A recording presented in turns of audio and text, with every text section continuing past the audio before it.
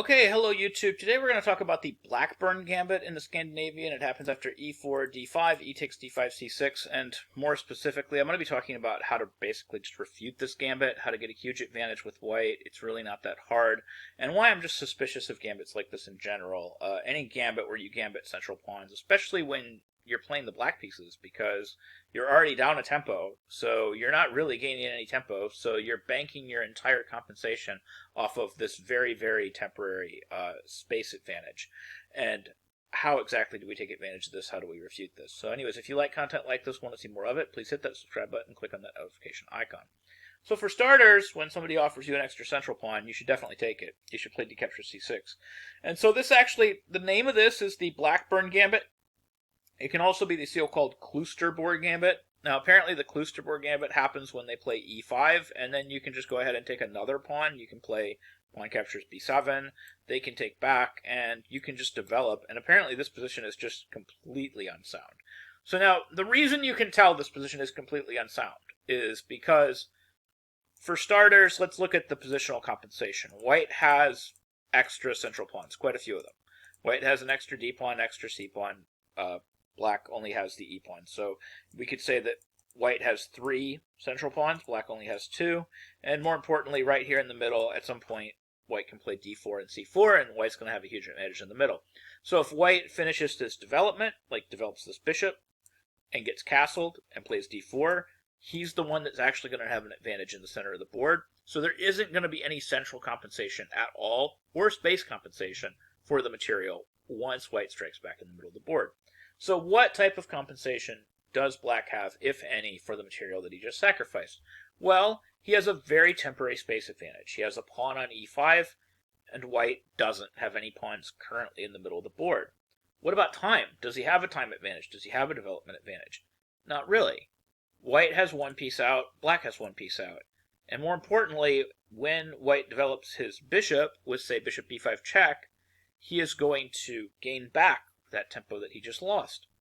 So for me, when I look at a position like this, the only question that's relevant to me in terms of is black's position sound is, can black play the move pawn to e4? Because if black can't play pawn to e4, if he can't get away with this move, it's very clear that his position is unsound, because then all white has to do is just slowly consolidate his position, castle, and play d4, and he clearly has an advantage. And here, if you play e4, if you spend this extra tempo to push your pawn one more square, we develop with tempo. Now we have 2 pieces out to your 1, so it's actually white that's up the tempo. Black still has the extra space, but then knight c6, but then we pin with tempo, and then knight f6, and then we develop again with tempo, threatening this pawn. And as you can see, the computer's just giving plus 2.1 for white.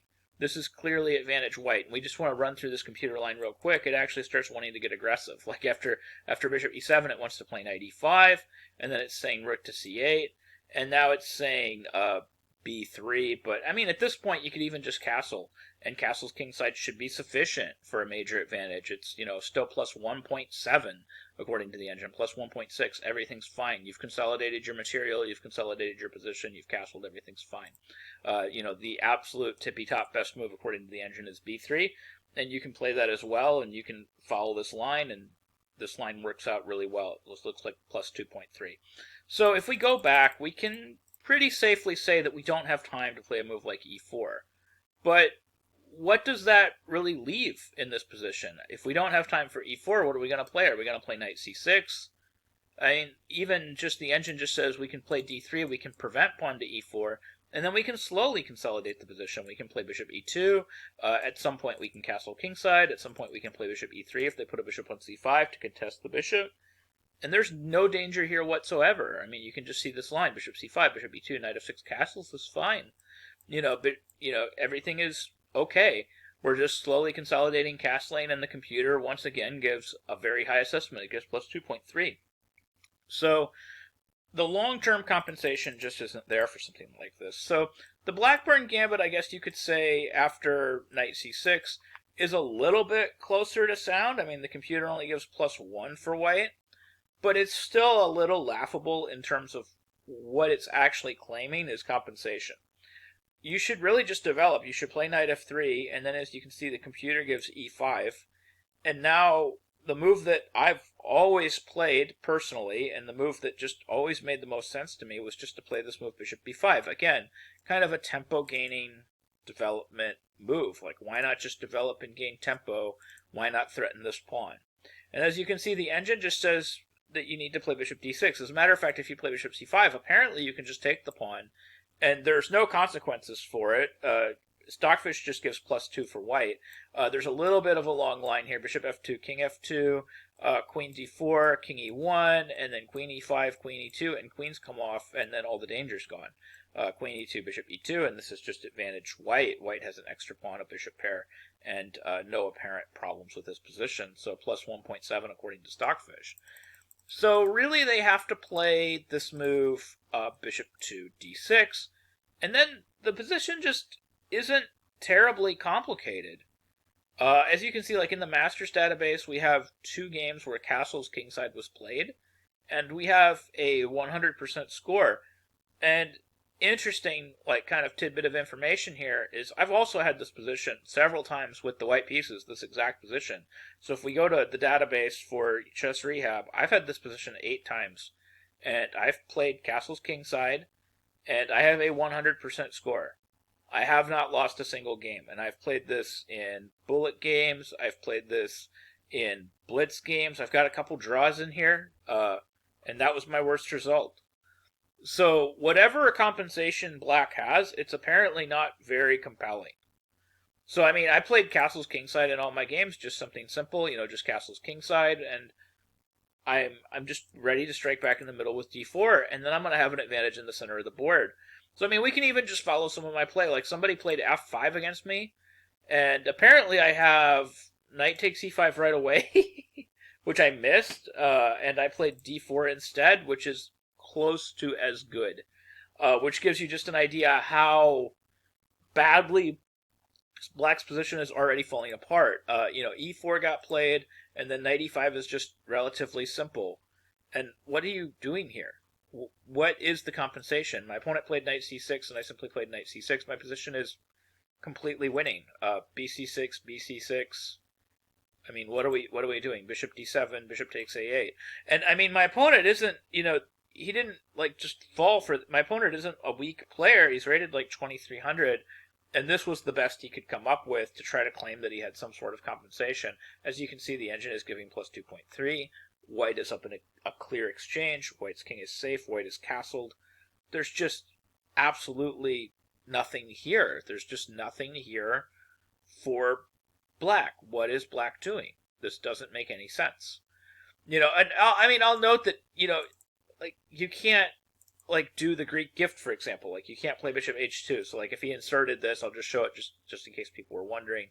Greek gifts are not generally sound as long as you can bring a piece to control this dark square.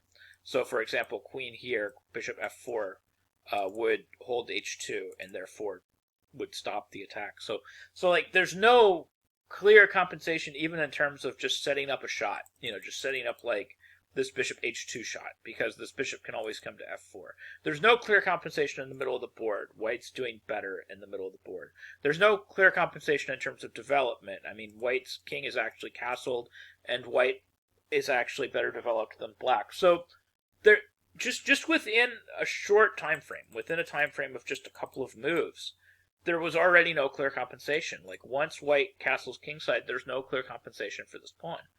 And white just intends on striking back in the middle of the board with a move like pawn to d4. I mean, as you can see, this reflects in my own personal results. I just have not lost a single game against anybody. Even when my opponents were rated higher than me, I still didn't manage to lose the game. So this just gives you an idea. There's not a lot of compensation here, and it doesn't take a whole lot to really refute this. All you have to do is just develop your piece into the middle of the board. They don't have e4. As long as they don't have e4, you're fine. I mean, notice here, just e4, we have queen e2 with tempo. Oh, I have a game with this, queen e2 with tempo, which I won. so this just gives you an idea. It's just, there's really nothing here. As long as they don't have e4, you have queen e2. They have nothing here. And as long as they don't have anything, eventually, white will actually end up with positional compensation and be up a pawn. So he'll have the better position and be up a pawn, because he has more central pawns. So he's going to have more space in the middle of the board. He's going to have more central territory. He's going to have more central control, and he's going to be up a pawn on top of that. And that's why I'm always very suspicious of gambits that gambit central pawns. But more specifically, I'm very suspicious of gambits like this. You're gambiting a central pawn, you're playing the black pieces, you're already down a tempo, and you have no clear compensation. Whatever you're doing, you need to do in 2 or 3 moves, and you just can't pull it off. So anyways, I hope that you found this video helpful. I hope you learned something new about chess. I hope you can use some of these ideas in your own games, and I hope if you see this gambit in the future, you'll know what to do against it, and you'll know how to play against it. Thank you very much for watching.